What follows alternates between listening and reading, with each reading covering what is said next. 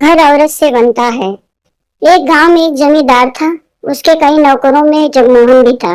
गांव में लगी बस्ती में बाकी मजदूरों के साथ जगमोहन भी अपने 5 लड़कों के साथ रहता था। जगमोहन की पत्नी बहुत पहले गुजर गई थी। एक झोपड़े में वह बच्चों को पाल रहा था। बच्चे बड़े होते गए और जमींदार के घर नौकरी में लगते गए। सब मजदूरों को शाम को मजूरी मिलती। जगमोहन और उसके लड़के चना और गुड़ लेते थे। चना भूनकर गुड़ के साथ खा लेते थे। बस्ती वालों ने जगमोहन को बड़े लड़के की शादी कर देने की सलाह दी। उसकी शादी हो गई और कुछ दिन बाद गौना भी आ गया। उस दिन जगमोहन की झोपड़ी के सामने बड़ी बनचक मची।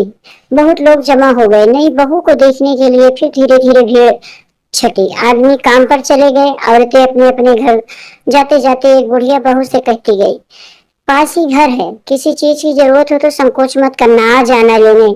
सबके बाद सबके जाने के बाद बहू ने घूंघट उठाकर अपनी ससुराल को देखा तो उसका कलेजा मुंह को आ गया। जर्जर सी झोपड़ी, खूंटी पर टंगी कुछ पोटली और झोपड़ी के बाहर बने 6 चूल्हे।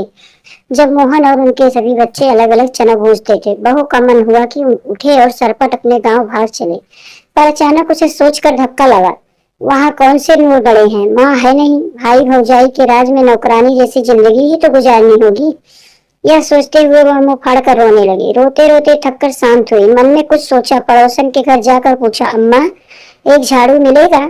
बुढ़िया अम्मा से झाड़ू, गोबर और मिट्टी दी और साथ में अपनी पोती को भेज दिया। वापस आकर बहू ने एक चूल्हा छोड़ बाकी सब फोड़ दिए। सफाई कर गोबर मिट्टी से झोपड़ी और दुआर लीपा। फिर उसने सभी पोटली के चने एक साथ किए और अम्मा के घर जाकर चना पीसा। अम्मा ने उसे साग और चटनी भी दी। वापस आकर बहू ने चने के आटे की रोटी बनाई और इंतजार करने लगी।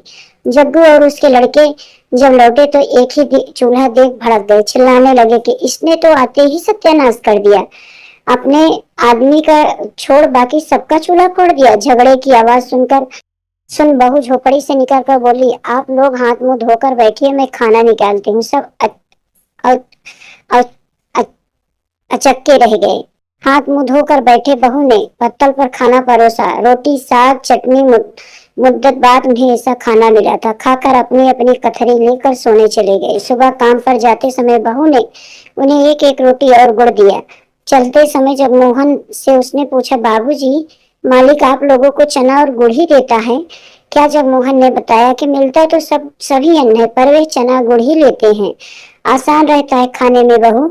बहू ने समझाया कि सब अलग अलग प्रकार का अनाज लिया करें। देवन ने बताया कि उसका काम लकड़ी चीरना है। बहू ने उसे घर के ईंधन के लिए कुछ भी लकड़ी लाने को कहा। बहू सबकी मजदूरी के अनाज से एक एक मुट्ठी अन्न अलग रखती। उससे बनिए की दुकान से बाकी जरूरत की चीजें लाती। जगमोहन की गृहस्थी धड़ल्ले से चल पड़ी। एक दिन सभी भाई और बाप ने तालाब की मिट्टी से झोपड़ी के आगे बाड़ बनाया। बहू के गुण गांव में चर्चित होने लगे। जमींदार तक यह बात पहुंची। वह कभी कभी बस्ती में आया करता था। आज वह जगमोहन के घर उसकी बहू को आशीर्वाद देने आया।